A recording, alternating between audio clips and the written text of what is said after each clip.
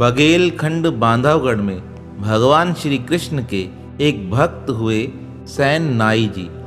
अब जाति से नाई थे, इनका कार्य भी नाई का था, पर भगवान के भक्तों से संतों से इनका इतना प्रेम था, कोई भी संत अगर इनके राज्य में इनके गांव में आ जाता तो उसे अपने घर लाकर उसकी बड़े प्रेम से सेवा किया करते थे।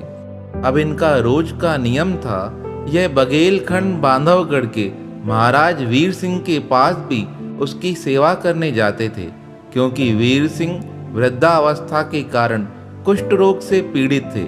अब कुष्ठ रोग होने के कारण राजा वीर सिंह की घर वाले तो सेवा करते नहीं थे। अब सैन नाई का नियम था, वह रोज राजा के पास जाकर उसकी स्नान आदि क्रियाएं करा के आते थे। एक दिन भक्त सैन जी राजा की सेवा के लिए जैसे ही अपने घर से राज्य महल की ओर जा रहे थे, तभी मार्ग में इन्हें संतों के दर्शन हो गए। संत भी इन्हें देखकर प्रसन्न हो गए।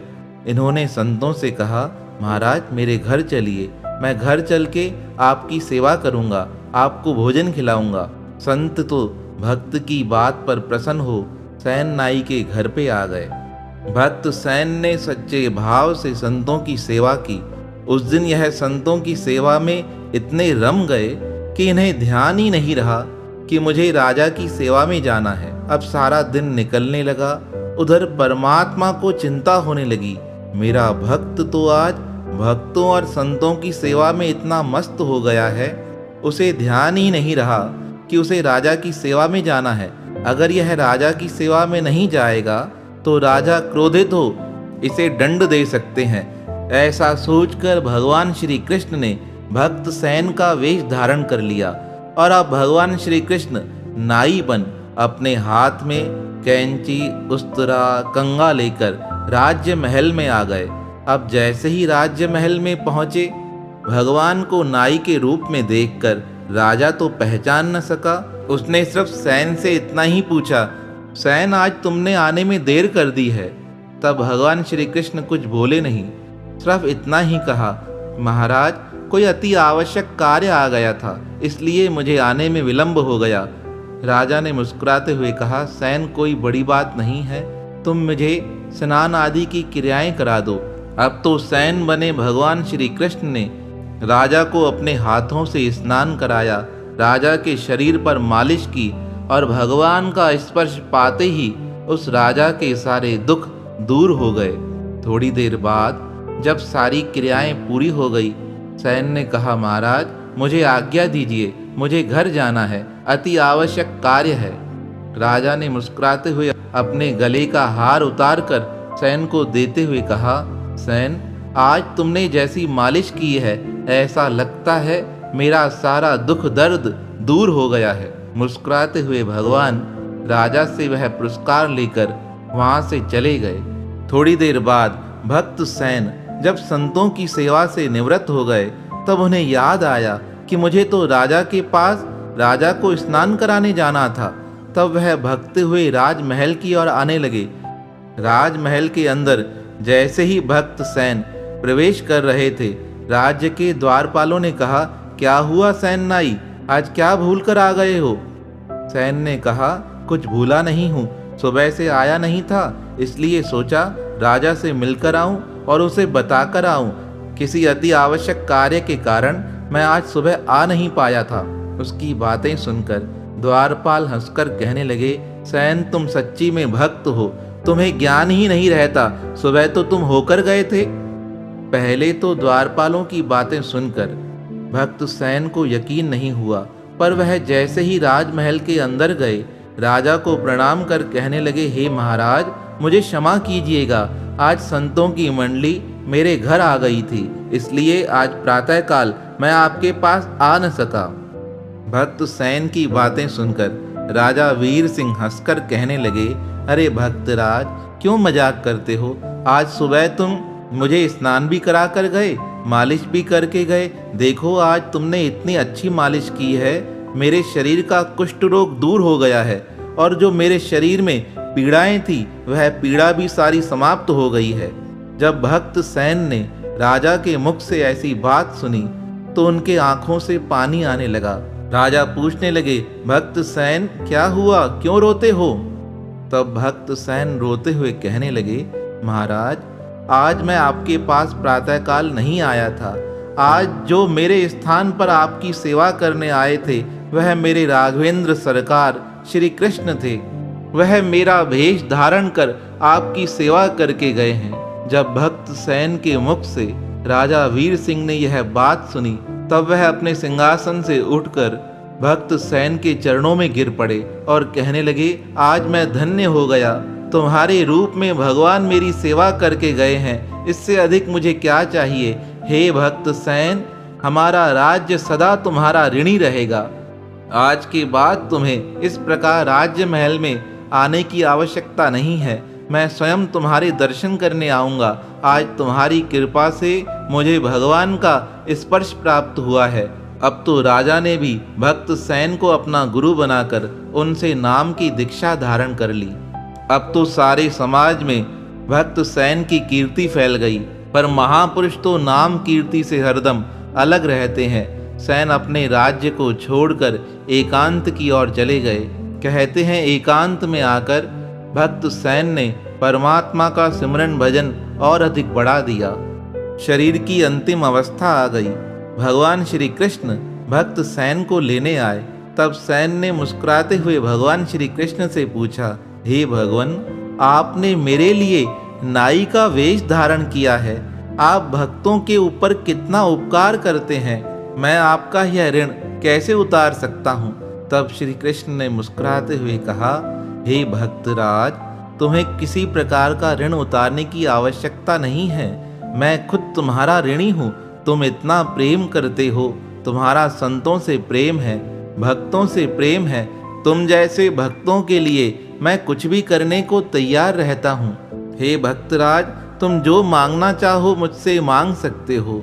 तब भक्त सैन ने श्री कृष्ण से यही मांगा कि अंतिम अवस्था तक मेरी वृत्ति सदा आपके चरणों से जुड़ी रहे। इस प्रकार ध्यान करते करते भक्त सैन श्री कृष्ण के चरणों में ही समा गए। तो अपने भक्त की रक्षा के लिए भगवान स्वयं नाई बनकर आए।